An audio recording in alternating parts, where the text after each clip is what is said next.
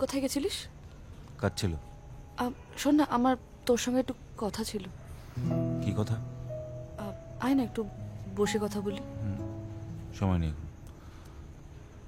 কি হয়েছে বলতো? কেন পালিয়ে পালিয়ে বেড়াচ্ছিস তুই আমার থেকে?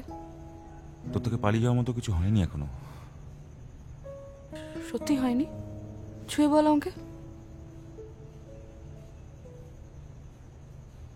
কি হয়েছে বল? আজকাল ঠিকঠাক কথা বলিস না, খাওয়া দাওয়া করছিস না, রেস্ট নিচ্ছিস না, বাড়িতে থাকছিস না। আগে আগে তো কত গল্প করতাম আমরা। সেসব শোনার মতো সময় আছে তোর কাছে? শুধু আমাকে বলছিস কেন? তুই সময় দিস?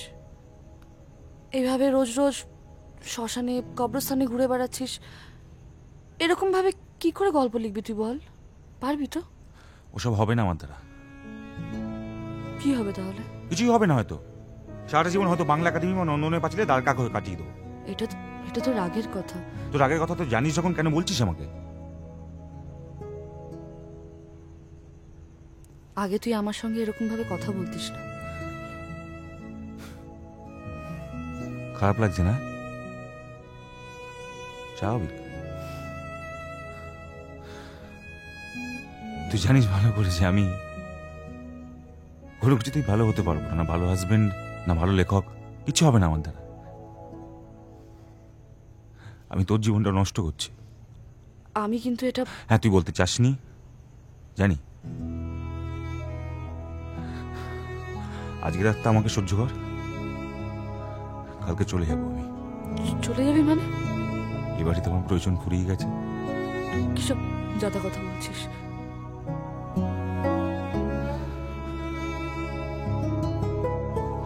এই এত সুন্দর বাড়ি সাজিয়েছিস, সে কি আমার জন্য? হয়তো আমি একটু আগেই চলে এলাম, একটু পরে এলে হয়তো ভালো হতো, তাই না?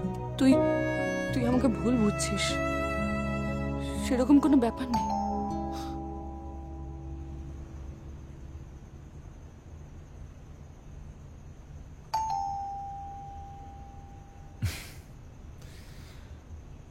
মিথ্যে কথা বলাটাও রপ্ত করে নিয়েছিস তুই ভালো করে পাখি।